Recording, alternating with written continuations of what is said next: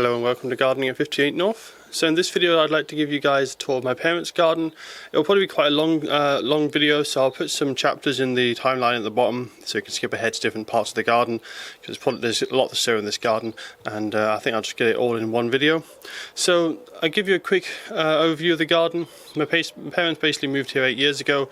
It was just an empty field. I'll actually show you some photos now and show you how bare it was. There was a few leylandi planted at the back, but they were very young, and one or two shrubs like the camellias. You can see there's a couple of them there. They were there, but everything else we've put in since. And the biggest problem in this garden is wind. We're right next to the sea. You can actually see it just over there. It's probably only about 200 meters away, the sea, so it's very exposed here. They get an awful lot of wind, and that's the biggest problem, is salt spray and wind. It's very exposed, so a lot of the damage you'll see around the garden today was caused by the wind and not so much from the frost. So I'll give you a quick update on what the weather's been like recently. We had a very unusual warm March. That caused a lot of issues because everything started to grow, and normally we get a lot of storms and quite a bit of frost in April, which doesn't damage the plants too much because they're normally dormant. But this year, because it was such a warm March, a lot of the plants actually were growing and in growth, so a lot of the growth got damaged, whereas normally they'd be dormant and it wouldn't be a problem. And so I'll show you aspects of what's been damaged as I go along. But the last week we've had it nice and quite calm and sunny and quite dry, so it's a good time to film. And there's a few things that have just started to open up that were closed during the storms, and so there's a few flowers starting to appear. So starting off at the front here, we've got Sonetti my mum's recently planted up. This plant does really quite well here. It doesn't mind a little bit of wind, and it likes the cool conditions we have here in Scotland. We just have to be careful we don't get any late frost that will kill it off. If you do have some strong winds though, it can easily snap the stems, so we have to take this in if there's a storm, but generally this stays outside. Over here we also have the willow obelisk. Last year this was planted up with sweet peas and it did quite well, so we're doing the same again this year, but I'll probably keep the branches a bit more pruned. I let them grow last year to give the sweet peas extra support, but our sweet peas only really got just about to the top of it, and they didn't grow on any of those extra branches that grew out the top, so we'll probably keep a bit more pruned this time. That way it dries out less easily, because the willow is really quite thirsty. But I'm quite happy to allow the willow stakes to be alive and grow some shoots, because it stops them from rotting. So we've already planted up some sweet peas in here. They're not looking great at the moment. They've just been transplanted, so they're in a little bit of shock, and they're getting used to the outside environment, so they're looking a bit yellow. These generally sit in the pot with us for about almost a month, doing not much at all, just getting used to the outside environment and getting their roots established. And then once they get growing, the sweet peas grow really fast. So we might also put some bedding around the outside. We did last year, we had violas. I might put something different this year, a bit more drought tolerant, maybe lobelia, something trailing would look nice hanging over the edge of that. So coming into the main garden, we've got this top terrace section. Now we are going to redo a lot of the beds this year. The problem is the original beds that were here, the lawn just keeps creeping into them, so we're going to widen them slightly to bring them back to their original size, and also put some wooden edging along to stop the lawn from creeping across. At the top here we've got some giant lavenders. These have been doing quite well. There's not a giant variety, they've got very big over the years. These grow really well in our climate, despite being so cold.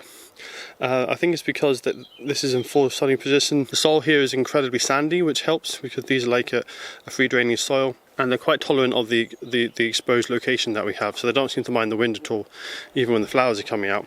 We also have some heather here as well. You can see there's a little bee pollinating at the moment.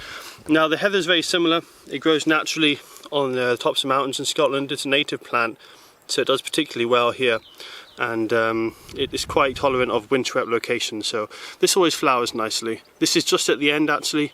Normally it looks a lot more vibrant pink, a lot darker pink. You can see it's starting to turn white as it's just starting to go over. We've got a couple of other heathers dotted around as well. This border is a bit of a mismatch of different plants, so it needs a bit of time to be redone, replanted. And you can see here as well, this heather is a bit more like what it looks like before it starts to go over, where it has a slightly darker colour. So in the garden there's probably about 4 main sections, which are subdivided into 2 main sections. So the 2 main sections is more like the vegetable production area, which is that side, and then it's more like the ornamental side, which is this side. They're further subdivided. The vegetable production is an outside vegetable bed area with 4 beds, so we can have crop rotation, and then the other section, that vegetable section, is the polytunnel in the greenhouse for the more tropical plants. Because we live in such a cold climate up here, there's no way we can grow things like tomatoes or peppers or pumpkins or butternut squash or sweet corn outside, because it's just too cold, too windswept. So we have to grow them in there in shelter where it's a lot hotter, and that's the climate they like. Then here on the other side, in the more ornamental side of the garden, we've just got a plain lawn, which we might add a feature to later, some herbaceous borders and mixed borders, and then we've also got a woodland garden as well. So I'll take you around to these borders. This is the border where I recently took out the hostas that I showed you. It's interesting to see this one's in the full shade, and you can't see any hosta shoots coming up at all. I'll show you the other section where I transplanted them in a recent video, and it's in the full sun, and it's quite a difference of how much they've grown. So this one here was actually dug up and transplanted in the same way that the other ones were in the woodland garden. But because this is behind a shady wall and it never really gets much direct sunlight, you can see the shoots there. They're only just starting to appear. And I'll show you the other ones later on and see how much they've grown. So this border here, all the borders need renovating really. That's a project I'll probably do this summer. There's not much to show here, so I'll probably skip over most of these beds because there's not a huge amount of interest and I don't want to make the video too long. But I'll just talk about a couple of maybe noteworthy plants, such as the catmint here. Catmint is great in Scotland. It does really well with our cool damp summers. If you can't grow lavender because your winters are too wet or too cold, or if your ground is too wet and you don't have enough sunlight for lavenders, this is a great replacement. When it's in flower, it looks very similar to lavender. It doesn't have the nice smell, unfortunately. This catmint it doesn't smell like mint anyway, but it is in the mint family. And that's quite a good plant if you've got a little bit more shade and some of that's not quite suited to lavender, but you want that lavender effect. And along here we have the probably one of the biggest features in the garden, which is our willows.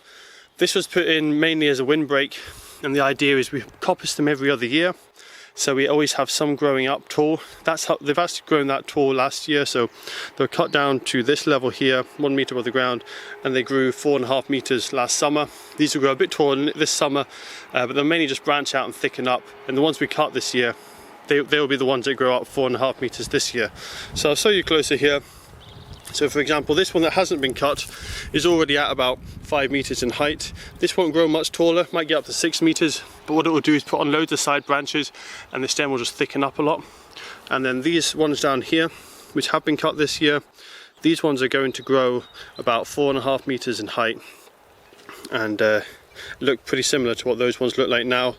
And so the reason we've done it in staggered formation like this, what we did in the past, we just cut every single one down at the beginning of the year, but now we're doing it staggered, so it's a 2-year rotation.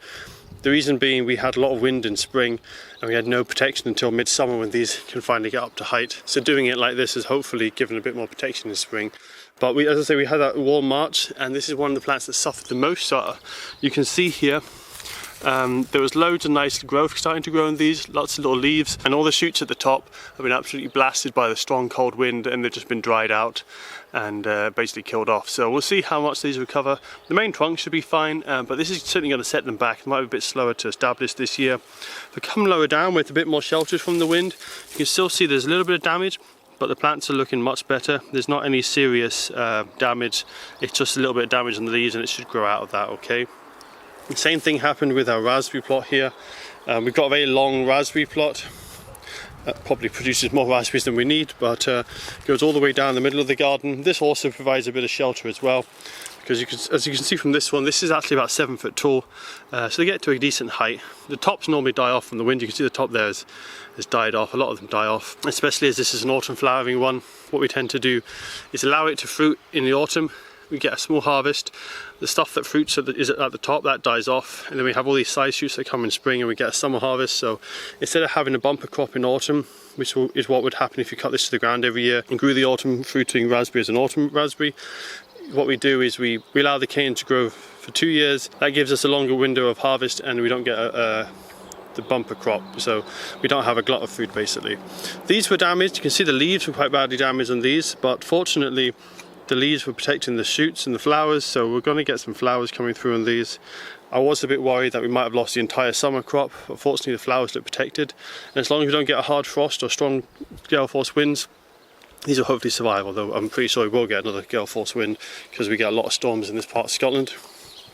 So continuing along this flower border, there's not a lot of interest to sow at the moment. This is more like a mixed shrub border. This again needs a bit of work, there's a lot of grass growing in it, so that's probably a project for the summer. But what I find a bit more interesting, especially this time of year, is this orchard here. It's kind of an orchard come woodland garden. It's in development. Basically this has been grown a bit like a wildflower meadow for the last few years. We had a lot of yellow rattle and some vetch as well, and a lot of spring bulbs as well. You can still see a few of the spring bulbs, but the earliest ones have already finished. We already had snowdrop and crocuses which have gone over, but it's starting to come into flower now, some of the other ones. And the idea in this is to get it thicker with trees, get it more wooded, and then we can have a woodland garden, and I can have flowers going on for most of the year, because there's a lot of nice woodland plants that flower in early summer and springtime. Late summer won't might have as many, but hopefully we can get some nice colour in the autumn with the autumn leaves. So when it comes to the trees, we've got a few different types. We've got 3 apples. There's 2 large ones here and a very small one in the corner which you can't really see. It's behind the cherry. We've got a nice cherry there which is almost in full bloom now.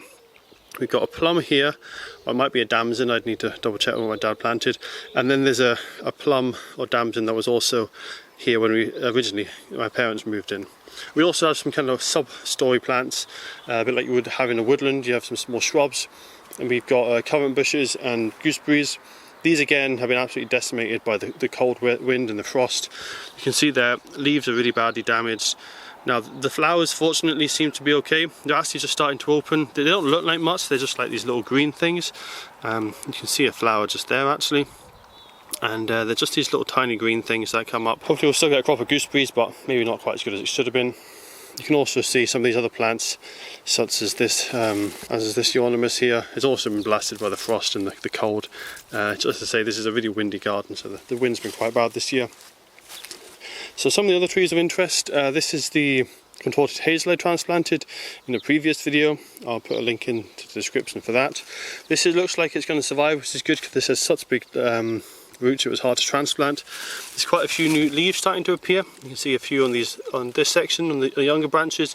But what's really encouraging is even on the older branches here, we've got loads of these little shoots starting to appear. And because they've been held back by being cut back so hard, these are actually have been completely protected from the harsh winter weather. So this looks like it will survive.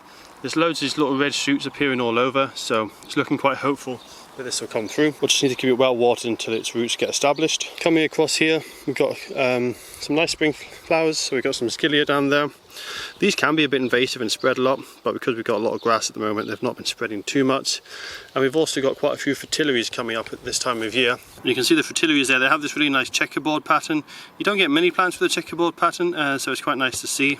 But that's fritillaries anyway. They're coming up quite nicely now. They do quite well in this more open meadow situation. They might actually start to die out slightly when it comes a bit more wooded and shaded in the future. And as I showed you in the previous video, I've got some hostas here, and you can see these ones are much further ahead than the ones behind the shaded wall. The extra bit of sunshine, it just given them a bit more warmth, and they're already starting to sprout. Luckily they didn't sprout before the storms came, so they're fine. We do have a flowering cherry here, this came with the garden. It's never grown very well, so it's looking a bit small. Hasn't really ever put any height on over the years. But what it does have is a nice, really nice blossom. This year the blossom was mostly decimated. 1 or 2 of the shoots that were a bit later in flowering, they're still in bloom. You can see there's a few there, but generally they're all destroyed. You can see these ones here. They came out quite early and they've just been all blasted by the frost and the wind. This cherry, fortunately, which is a fruiting one, has nice dark, almost black cherries. This had its buds still closed. Some of the leaves got a little bit crispy on the edges as they were just starting to come out. But the flowers themselves were still buds. They've come through, so hopefully we'll get a crop of cherries. You can see there's a few honeybees on them at the moment, so they look like they'll probably get pollinated. And we've subplanted some of this with some daffodils as well, and also you can see some grape hyacinths. But I'm wanting to include a lot more spring flowers in here eventually. As it becomes more like a woodland sheltered garden, I can incorporate more plants. So coming along, another apple tree, another gooseberry. We also have comfrey patch, which we use as a mulch. We cut this back and we can then use this as a mulch, or we can put it in a bucket of water and make an organic feed out of it. Now the other plant here that I transplanted recently was this viburnum. This one was quite big, a bit too big, and not really in keeping with my plans for my front garden. I didn't want to throw it out, so I transplanted it to my parents. This one has responded even better than the contorted hazel. The reason being this had a much smaller root system as the younger plant, and I could actually take out pretty much the whole root system of this, so it's transplanted really nicely. You can see there's lots of shoots coming out of all the stems, so it looks like it's going to survive no problem. It did get a little bit damaged from the wind, but it's lower down, it's behind the wall here, so it's mostly sheltered. Going along the back here, the back garden, not really much to show in the back beds. You can see the sambucas here.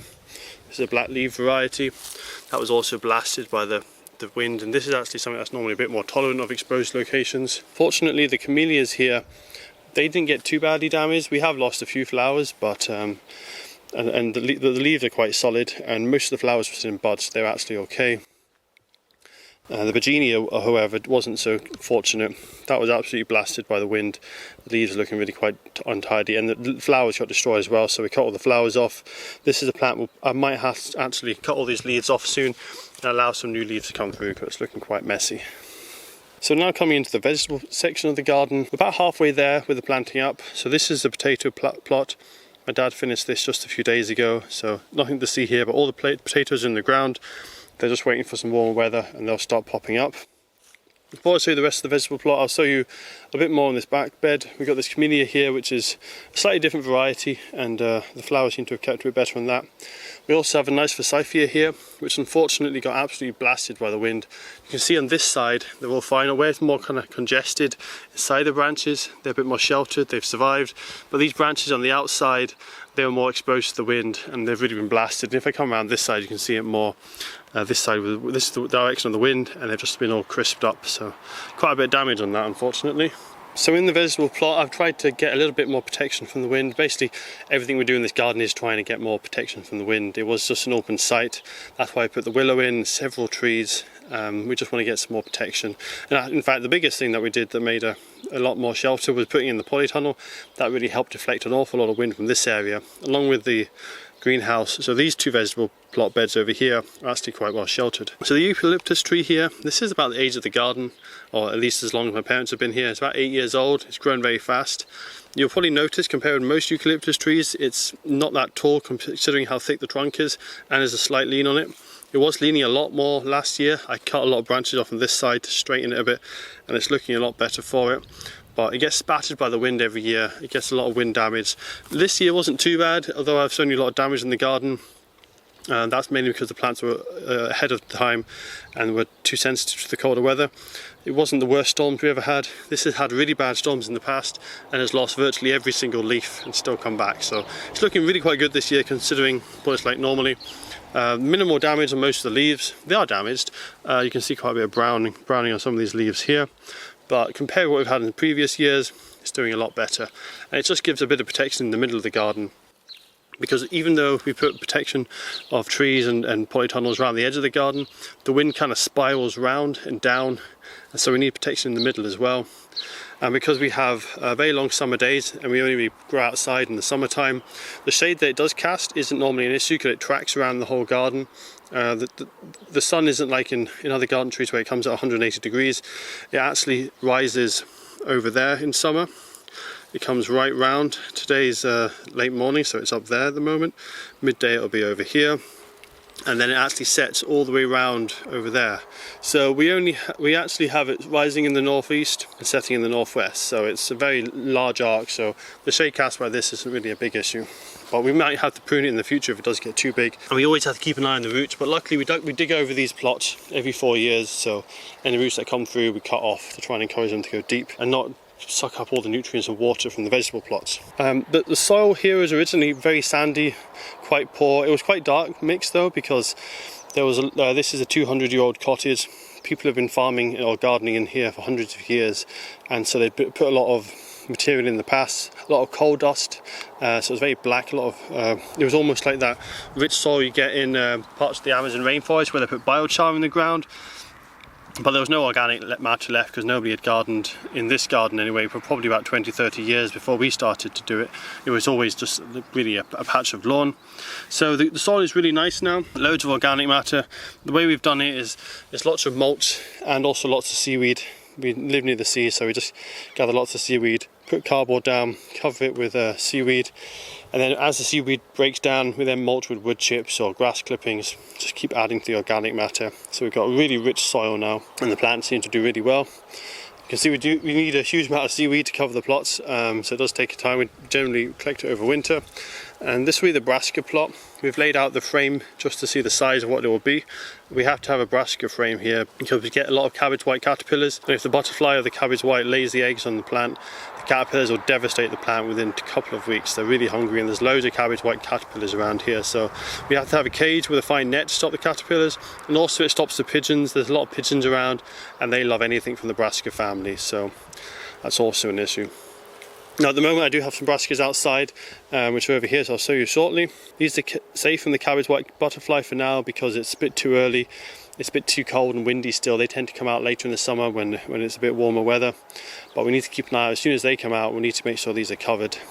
And as for the pigeons, they seem a little bit stupid. They don't really notice that they're cabbages yet. Once they do notice, they'll devastate them.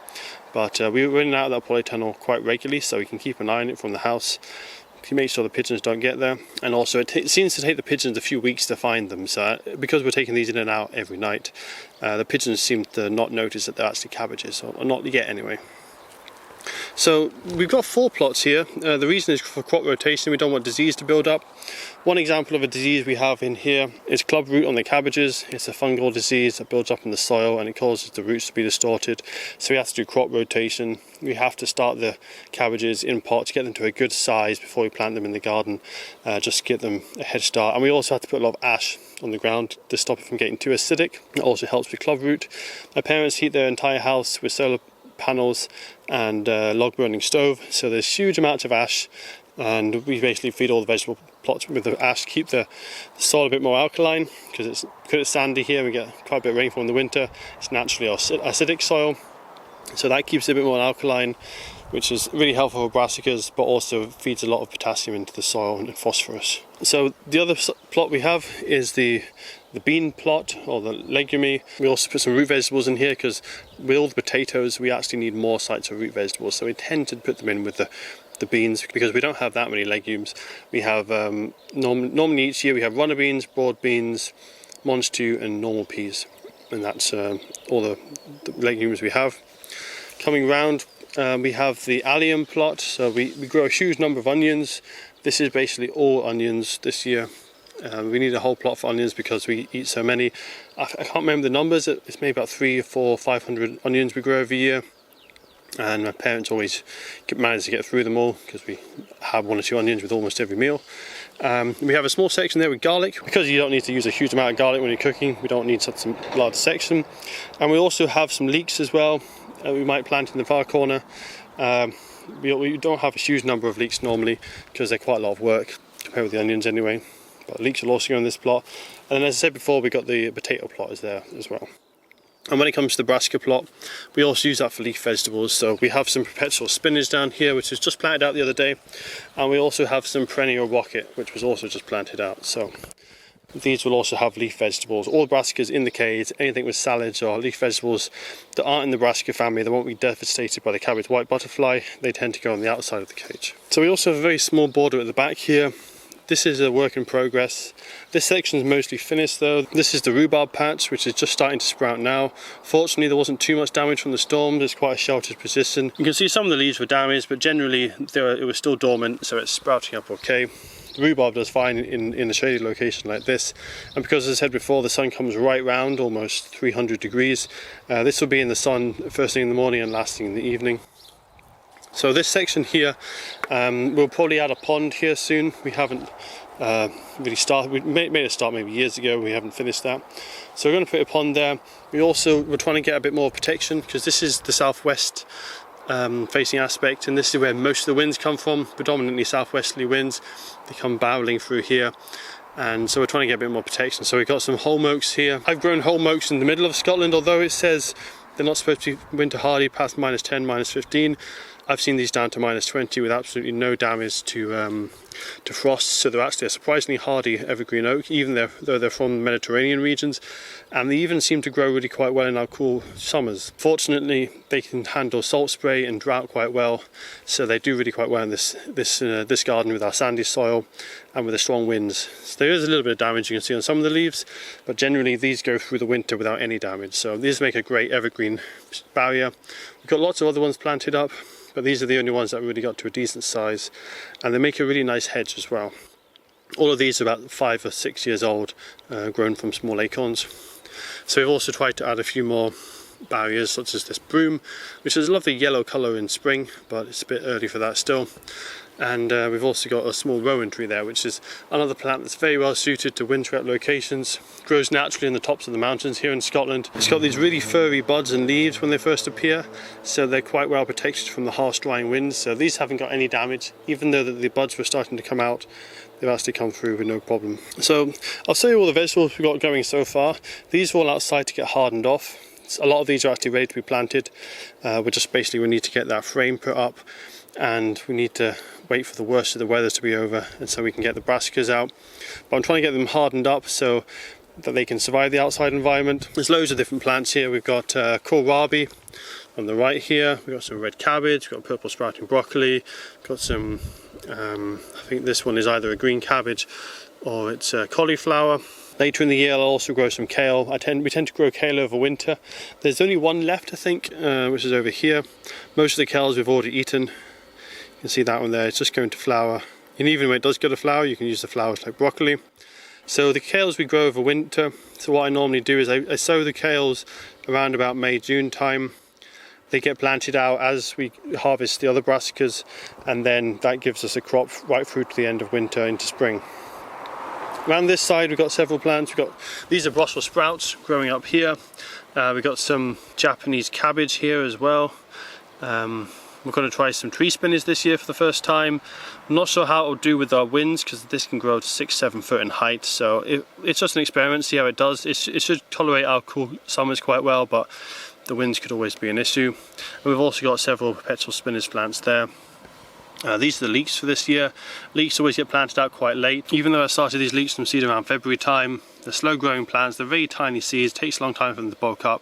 So they'll be sitting in this tray probably for another month or two, and then I'll plant them out in June. Other plants of interest, I've got some sunflowers here. I'm trying to breed my own variety of sunflowers.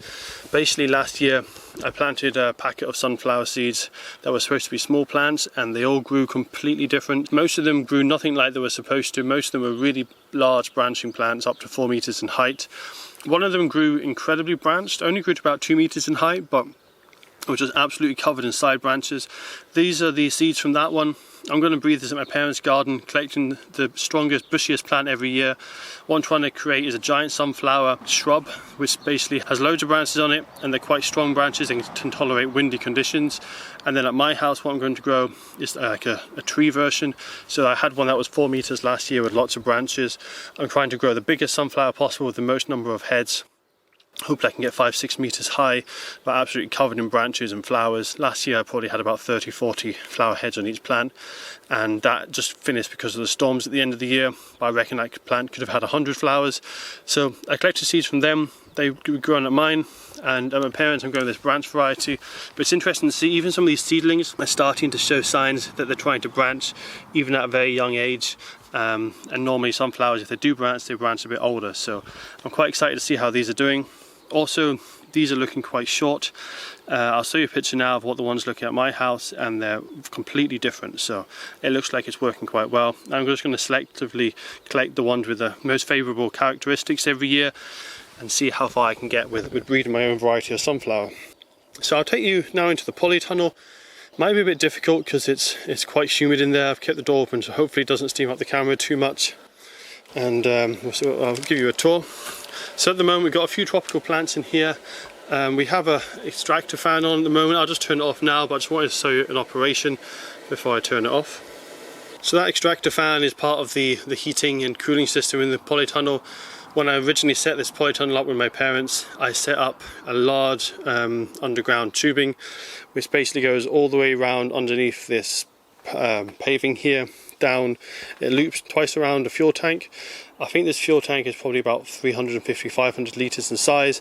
It blows the air over the water and then out, and basically the fuel tank's full of water that acts as a thermal store. What we do is we have this on 24 hours. It sucks all the hot air from the top of the polytunnel, puts it underground, the air cools down, transfers its heat to the ground, and then any remaining heat gets transferred in the tank. And water is one of the best things for storing heat, so that can store a massive amount of heat, as can the ground as well. And so what that does is it cools the polytunnel slightly by taking out the hottest air, and then at night time, because this is still running, the air coming out will be slightly warmer from the warmth it's stored over the daytime, and any warmth inside the soil as well should be coming out.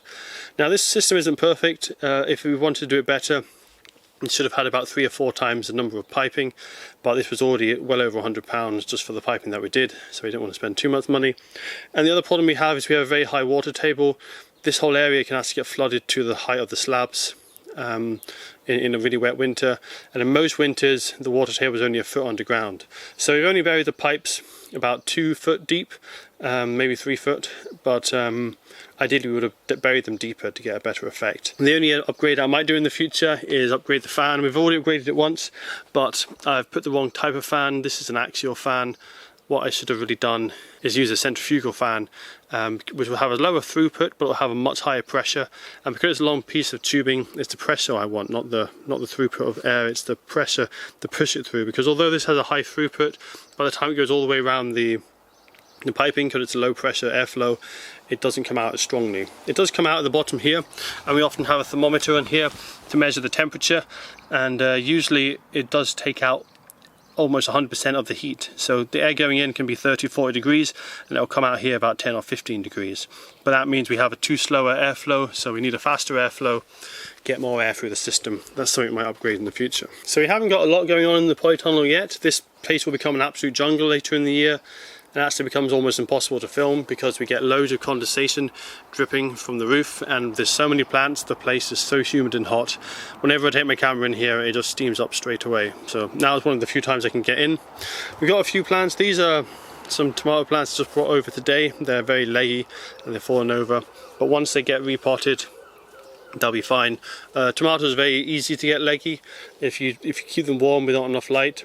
But all you need to do is bury the stem, remove the lower leaves. I'm going to bury these probably about halfway up. They'll root all along the stem, thicken up, and they'll be absolutely fine. I've had this most years where I start them quite early, and because our light levels are so low here in Scotland, they get quite leggy. But as long as you bury them, remove the lower leaves, they normally respond by sending out new roots, and they'll thicken up in no time. So there's some of the tomatoes. I did also have some other tomatoes which grew to about 3 or 4 foot tall. I started them really early, and they would have been fine last year because last year we had a very mild spring. We could plant stuff out in April. This year it's probably going to be more like May until I can plant them out. So these ones were actually cut back to restart them and get them back to a smaller size, and that's why these are all resprouting at the moment. But they're coming back fine, although I had to lose so much height on them. They'll be back in no time. We've also got a couple of chili plants here, a patchy on the right, piri-piri on the left. Patchy is a nice dwarf variety. Piri-piri is a much bigger plant. We've also got various sweet peppers here. These sweet peppers are F1 Gypsy. I've not tried it before, but they seem to be a lot more vigorous than the California Wonder, and about as good as when I grew the King of the North pepper last year. So I'm quite happy with the growth so far. I've also got some jalapenos mixed in with these. The jalapeno peppers are actually these ones with the darker stems here. They're also doing quite well. I've actually got a couple in my house which are starting to flower already and fruit. And then at the bottom there's a couple of morning glory plants. Just they're a bit tropical, they don't like the cold. And we've also got our sweet corn growing as well. So what I've got at the moment is, because it's still a bit cold in here, these plants, even though they're in a polytunnel, it's still a bit cold at night time for them. The ground's quite cold because we had a quite cold winter, so it's taking a while to get the ground up to temperature. And until the ground is up to temperature, if it's cold outside, it'll also be quite cold in the polytunnel. So we've got this mini greenhouse within this polytunnel, which we leave open during the day. Then at night time we close it up. I then have some incandescent lamps that come on and provide a little bit of heat, which just keeps it warm enough at night time. And it seems to be working quite well. These have been here for about 5 days, and they've grown quite rapidly since I was last here, so it seems to be working quite well. Coming along to the rest of the polytunnel, it's pretty empty at the moment. We have a huge problem with slugs in this polytunnel every year. We put out beer traps. I've tried nematodes. We can use slug pellets, but we tend not to use slug pellets. If we use slug pellets, it probably wouldn't be an issue. But we have frogs in here that eat a lot of the slugs, and we don't want to poison the frogs. But we probably need to get our frog population larger, or maybe get some toads, something that is more likely to eat slugs. So coming along here, say there's not a huge amount to sow. We got some turnips here, just purple top Milan turnips, so the very small variety. I don't think there's anything really to show yet because these are quite young. We tried growing winter crops in here, but it's just too dark in Scotland. The daylight levels are so low over winter that there's no heat produced really in the polytunnel, and the light is so weak the plants just sit there and don't grow. So we don't really grow over winter, but we do grow over spring. So what we do is we grow this salad crop now from about February, March through till April, maybe beginning of May. Then we harvest it throughout those months, clear the beds, and then plant the tropical plants kind of end of April, beginning of May, and then it's just tropical plants from there on in. So we got loads of spinach on the right here, which has been doing quite well. At the end, we've had a few duds. I don't know why. Maybe it was old seeds. I've got a lot of old seeds that I'm trying to work my way through. We didn't really get any germination at all from the spring onions. I think I have 3 plants, so you can see one here. It does definitely need weeding, this plot. So I've resown this with coriander, and there's quite a few starting to come up now. There's also a lot of weeds that I need to deal with. I actually weeded this just about 5 days ago, but this chickweed grows so fast it's starting to take over again. You can see there's some coriander in this section. And then this is the pond. This probably needs a bit of work. It's very green at the moment. You can see there's a frog in there, and they do lay their frog spawn every year, but they don't seem to do a massive amount of eating of the slugs, which is a shame. Hopefully if we can get our frog populations up a bit, they might eat a little bit more.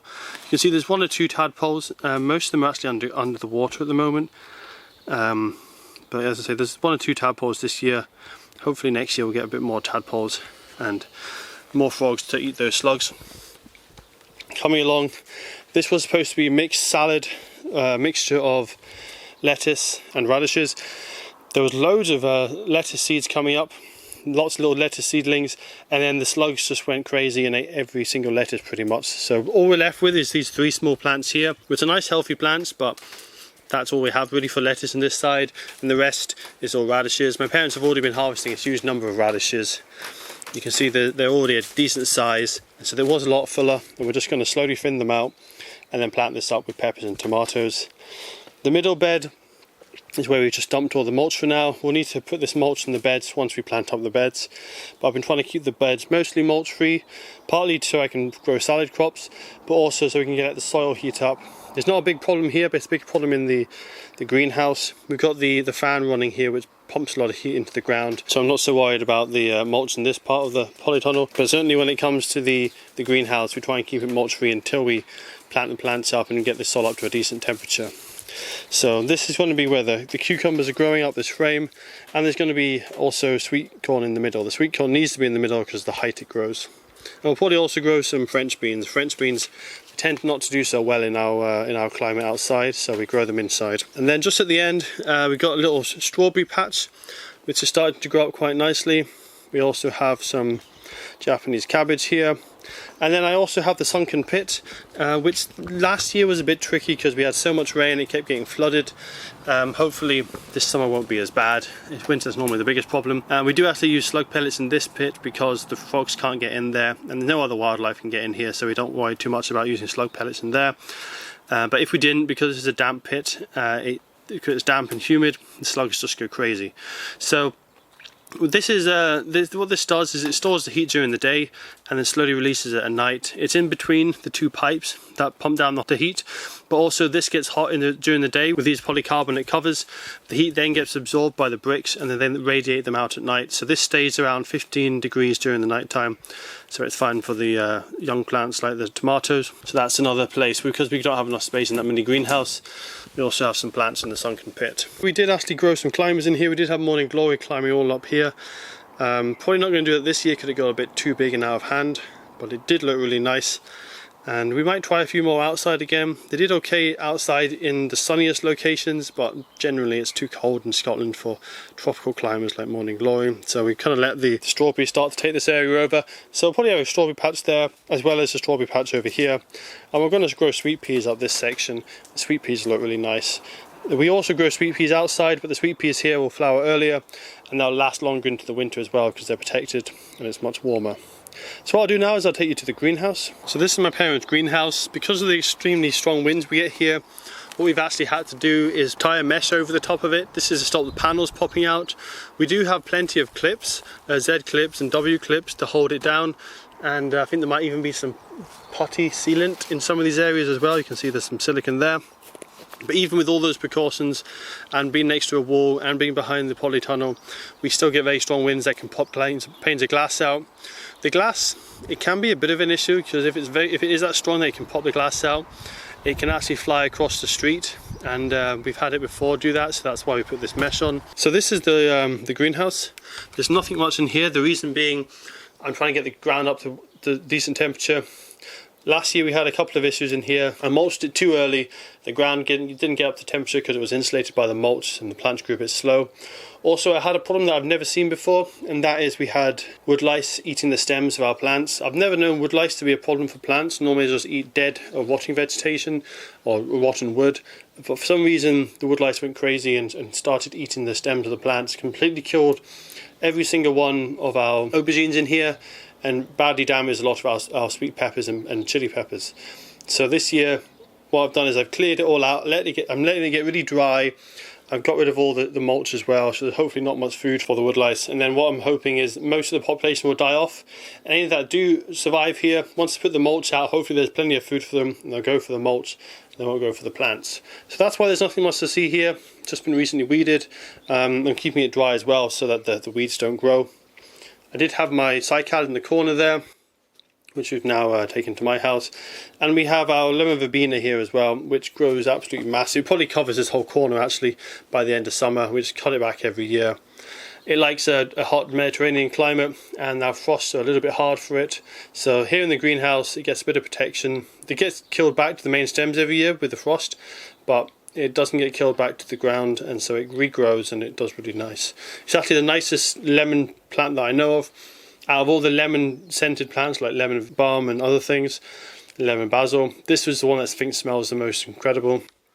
It smells like lemon sherbet, a really strong lemon smell. So coming out of the greenhouse, we've got this little sheltered area, which is a bit like a woodland garden. We've never intended to really make this as a woodland garden, but it was always a shady spot behind the polytunnel and with the big shelter of the leylandii there. So what we've done is we've planted up with some woodland plants. We're trying to get some protection here because the sea is that way. This is the only section where there's not any houses. Although we don't normally get bad winds from the north, generally we don't get many northerly winds. When the wind does come from the north, it's actually the worst because there's no protection. It's just straight from the sea and there's no houses on that little section. So we want to get a bit more protection here. So this is why we've grown this massive leylandii hedge in the corner. Also it's north facing, it's not going to cast any shade in our garden, and there's no neighbour's garden straight behind this. It's just a road, so we don't have to worry about shading out the neighbour's house or garden. So that's why we put in this hazelnut here, which has grown quite well. This is only about 6 7 years old. It's grown up nicely. It's never cropped, it's flowered but never cropped. So we've planted a few young seedlings down here, so hopefully this will start cross-pollinating. We'll get some hazel crops. We've also planted a blackberry bush in here. The blackberries crop quite well here. They are woodland plants, so they can crop in shadier locations. This is a thornless variety. It has really giant blackberries. And I don't think we actually put any bluebells in here, but because they like it so much, once one or two appeared, probably when we planted something else. These have started to take off and self-seed. So we've got loads of bluebells coming up. These aren't flowering yet, but the ones down here are, because they're against the plastic of the polytunnel. You can see they're just starting to come up and flower. So these look nice. I don't think they're the native bluebell, unfortunately. They're probably Spanish or a hybrid with the Spanish and the native. But they do really well in this corner and they do look nice. And then we do have a lot of daffodils as well, most of which are finished now or got destroyed by the storms. But we did plant the daffodils in this garden. There is a huge number of daffodils in this garden actually, but you won't see many on this tour because most of them were destroyed by the storm. Some of the later ones have survived and they're looking quite nice. So at the back here, just a production zone. My dad's compost, which probably needs a bit of work. It needs to be done. It's starting to rot and fall apart. We've also got a couple more trees for protection because, let's say, the west tends to be the worst area. So we've got another rowan tree here. Got a couple of Christmas trees. This is an Alderman fir that we had as a Christmas tree one year. And this is really good because it's just thick, dense branches. It's going to create a lot of shelter when this grows up. We're having to keep it trimmed so it doesn't spread out too far. And what we'll do is probably grow this for about 5-10 years. Then when it gets too large and it starts giving us too much shade, or it threatens the wall over there, we'll cut it down and use it as firewood. Next to that we also have an escallonia, which looks terrible because of the winter storms, but this does do quite well in our coastal location. It does quite well with very windy areas. Most of the damage you see on the leaves isn't from that wind we had recently, it's actually just from the black spot, which is quite a common disease for escallonia plants. So it's the black spots that's caused it to be defoliated, not the harsh conditions. We can see all the old flowers on it from last year. It does get covered in flowers and looks quite nice. We've also got young silver birch, which is struggling, and then we actually have a tree that was here originally, which is this Sitka spruce.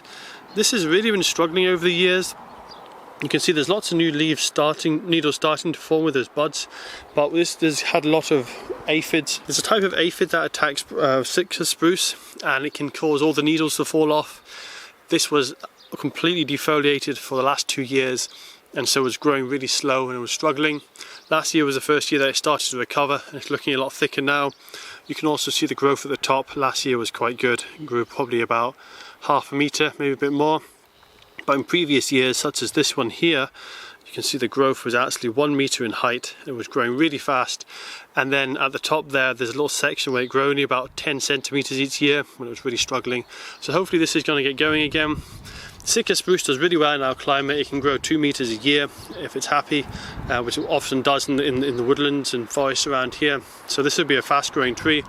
And we'll probably have this another 5 years, then we'll need to cut it down because it is getting big. And then we've also got another leylandi here, just for protection. And we had a lot of rooted willows. We used the willows for some obelisks. We're actually using the willows again this year for obelisks. You can see here we use them for the peas. They won't grow to the top because peas don't normally grow that tall, but they also give a bit of windbreak and just a bit of a feature to the garden, so that's why we've got them. And when it comes to peas, actually we have to keep them protected from the wind, so we tend to build little barriers around them with sticks. This just filters out the wind slightly and helps protect them from the worst of the wind. But what happened last year is I had these obelisks, they all started to root, and we didn't want to just throw them out because they thought it's quite a nice little small tree that's rooted. So we planted them at the end here, and that's basically what these plants are. These are the old obelisks. We've replanted them. The rest of them I think I gave to my aunt and uncle, and these are going to hopefully give a little bit more protection. The problem is we did plant this up with lots of holm oaks. The holm oaks though have been a bit slow to get established, probably because they've been too close to the grass and the lawn, and so this will provide a nice windbreak when these get larger, but at the moment they've really been struggling. And for an example, this oak here has been particularly slow. This was planted when we first moved in 8 years ago, so same age as the eucalyptus tree, but because it's been surrounded by the grass and because our climate's quite cool, oak doesn't grow as fast here as it does in other climates. Although oak likes temperate climates, it does better in a slightly warmer summer than what we have, so it tends to be quite a slow growing plant. And as an example of a plant that loves our climate, and that is larch. It's a mountain tree, it likes cool summers. This larch is only about 4 years old. You can already see how big it is. This was planted as just about 1 foot tall, about this height here, probably about 4 years ago, and it's grown already really quite large. So the cool climate, we can't grow some things, but things like willows, larches and spruces, they grow really fast and they really love our climate. So this larch is again going to give us a bit of a windbreak. So this is the western side of my parents' garden. It's actually the section with the worst soil. So what we've done here is we've planted a wildflower meadow, and we're going to also put in a rockery. Now we have a lot of waste soil. Part of the problem is we had to replace a lot of the soil in the polytunnel to improve it by adding lots of compost. If we just added loads of compost, the soil level would have risen too much, so we took a lot of the old degraded soil out. That's part of what this mound is, and then once we build the pond, this mound's going to get a lot larger. So we're going to make a rockery out of this, because the only other option for the waste soil is really to just throw it away. We don't want to waste it, so we're going to make a rockery and a feature out of it. Got loads of rocks, you can see there's lots over there. We've also got a nice pile of rocks there, and my dad's also a dry stone diker, so he makes dry stone walls, so we're going to be able to make a nice little rock feature here hopefully. This was covered in flowers last year just to keep the weeds down, and it did actually a really good job. You can see we haven't weeded this for over a year now, and all we did was take off all the plants that we had previously planted. They were mostly shoe fly plants and annual plants, so they got killed by the frosts. and it's left it quite nice and clear actually. So coming over, this is the wildflower meadow. I did a video recently about this, and I think that video hasn't been uploaded yet, so I'll upload it later on. But basically this is covered in wildflowers every year, and then occasionally we just kind of dig it over and rotivate it to reinvigorate it. And you can see there's lots of little seedlings coming up, so it looks like we'll get lots of nice flowers again this year. And coming along to the front of the house, we've got a really wide wall. Some of these walls are actually 200 years old. Most of the ones around the outside of the house are 200 years old, as is this stone building.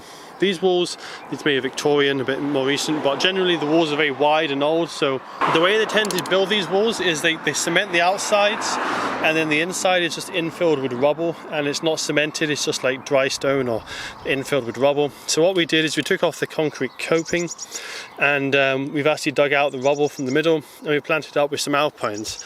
And we've had various successes with this. The main problem is the weeds. The grass really starts to grow in.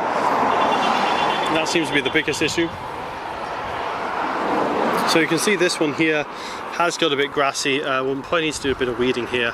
This does flower nicely, but it's not flowering at this time of year, apart from some of the arbusha there. And there's a little saxifrage at the bottom there starting to flower. We have an erodium here which flowers in midsummer. That looks really nice. This one on the left though, this was doing far better. You can see here the arbusha is doing really well. This is a good alpine for this part of the world, because it doesn't mind our cool summers, and it doesn't mind the really harsh stormy winters that we get either.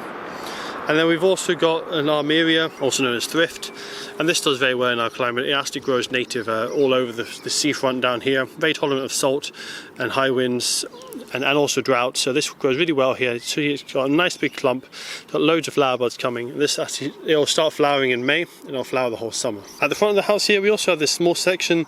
I'm actually probably going to revamp this, because these are all just a weird collection of plants. Some of them not suitable for this site.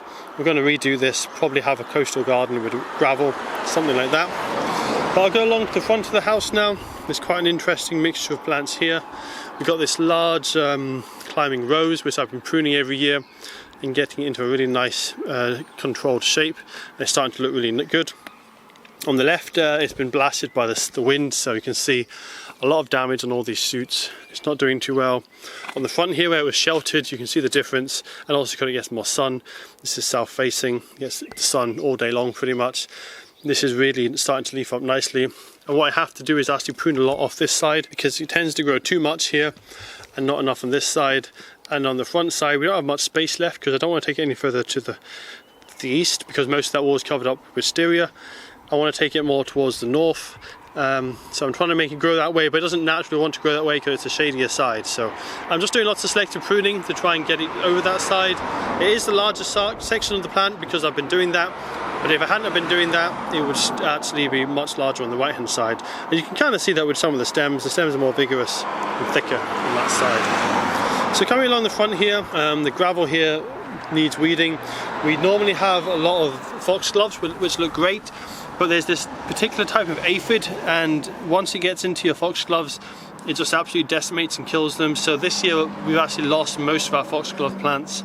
We'll see how it does, if the aphids are going to naturally get sorted out by predatory insects or what. But there's a lot more, and most of them died last summer. The ones that have survived are looking pretty weak, and there's not too many seedlings coming up yet, so it's not looking too hopeful for them. But coming along, we have got a great success story, which is the wisteria here. This wisteria is only about 4 years old, but it's almost covered the entire front of the house. I've been feeding it every year to make it grow fast, and I've been training it in and doing the correct sort of pruning. So this year, as long as we don't have any really bad storms, which is always a big risk in this part of the world, we're going to have an amazing flower display. You can see all these buds up here. These are the really fat flower buds starting to form. So this whole section at the top is going to be covered. I've done it in horizontal lines so they'll hang down and you'll be able to see the flowers better. Hopefully not disturbed too much by the leaves, so you can actually see them. So this top section here is going to be absolutely covered in flowers. Down in the middle, last year it pretty much only flowered in the middle. You can see loads of other flower buds starting to appear. I'm going to try and train in a few more branches here and there to increase the flowering display, but this middle section is generally looking pretty good. Along here as well, you can see there's some really big bunches of flowers starting to appear. The top section here, I think this might be a slightly younger branch. so we don't have as many flower buds forming, and this end section is a new branch from last year, so there's no flowers on there. And there was also a new branch at the bottom here with the terrain right to the end of the house. It grew probably about 10 meters last year, and so that hasn't got any flowers on it this year, but I'll train that in and it should flower out next year. Same with this one here. This actually interestingly has managed to put some flower buds on, which is a bit unusual for 1 year growth, but I would like to get some more wires on here and wire every section of bare wall similar to how this section has been wired up, and get the whole thing absolutely covered in wisteria flowers. I think it would look really nice. So coming down here, a couple of other plants. I did put a nice passion flower in here last year, and it grew really well and really fast because this is a south-facing wall. You can see this is the dead stem from it, but something ate it off at the ground level and it hasn't re-sprouted. Basically it grew really well until about July, then around July time it just stopped growing, and then it just kind of died and went yellow in August, September, and it hasn't reappeared. So I had a little look, something had eaten it off at the bottom of the stem. I'm not sure if it was mice or if it was slugs or snails, but we lost that, so I might try and replace that with another one, give it another chance. Hopefully I can get a passion flower to grow here. Although this far north in Scotland, it's not a good climate for it, because this is up the sunny south facing wall and it's so sheltered in this part of the, or at least this part of the garden is sheltered. It should grow quite well here. So at the corner here we've got a large ceanothus. I'll actually show you the other side because it's a bit easier to see. So we've had to keep the ceanothus under control so it doesn't get too large. We've actually got the house sign just behind it, so we want to be able to people to find the house. It's a bit of a weird village, there's no house numbers, so it's very hard for people to find us if they're trying to deliver a parcel. So we need the house sign to be not covered up. But this is looking quite messy at the moment, because if you prune ceanothus, it doesn't flower as well. And when you do prune it, it has to be just after flowering, and because this is near flowering, it's been almost a year since it's been pruned, so it's looking a bit scraggly. But it's absolutely covered in flower buds, so I suspect this will be flowering really nicely in a few months' time. It's normally late May, early June that it flowers for us, so give another couple of months and I think this will look really stunning, and then I can give it another trim, make it look a bit neater. Also around the front here we've got a large climbing rose, which was absolutely blasted by the cold weather. You can see they're really crisp. The nice foliage had started to grow, but the wind really crisped it up and killed it. We do have a section around here which is also nice and sunny, so we got a little bay tree, and we got a few more foxgloves around here. We did have an awful lot more foxgloves, but to say those aphids came and killed everything. We also had a few other antirrhinums, but the antirrhinums were killed off by antirrhinum rust. They used to self-seed really nicely. We've got one left down there, but most of the antirrhinums have been killed. This is also where I transplanted the clematis that was actually planted originally where the passion flower was. Now, the problem with this clematis is it's one of the weaker varieties. It doesn't like to be baked in direct sun all day long, and that position where it was before was baked in the sun for the entire day. What it gets now is it gets the morning sun, a little bit of midday sun, and then it's shade all afternoon. It's doing much better so far. Normally this would get crisped up every summer, get a lot of foliar diseases. These leaves are looking quite healthy. It's also sheltered here away from the worst of the wind, so it didn't get too much damage from our last storms. So it's got a couple of flower buds on it already, and I'm hoping it'll do much better in this position than it did in its last one. We will of course have to put some kind of trellis for it. It doesn't just climb up walls by itself, it needs something to wrap around. But at the moment it's got quite a few dead stems from when it died back a bit last year, and so it should be able to climb up that for most of this summer. And if it does do particularly well this summer, what I'll do is I'll put some extra support up there. So I think that's mostly it for the garden update. We've got a couple of troughs here as well which are planted up recently with some alpines. We're going to go a bit more with alpine plants, I think, because they're perennial, they can survive the winds. You can see here there's a primula which was pretty much destroyed. It's got some new flowers going through though, and also we had some other plants which were really badly hammered, like this carnation here, and there's the few we had to cut all the top growth off because it was so badly damaged by the wind. But anyway, that's mostly it for this video update. I'll give you guys an update on this garden probably later in the year, maybe the middle of summer. The biggest change will probably be from these willows. Once they leaf up, it's going to be a completely different feel to the garden. Lots of shelter, a lot more shade, going to feel a lot more enclosed, and it really does help with bringing up the temperatures here and sheltering the plants.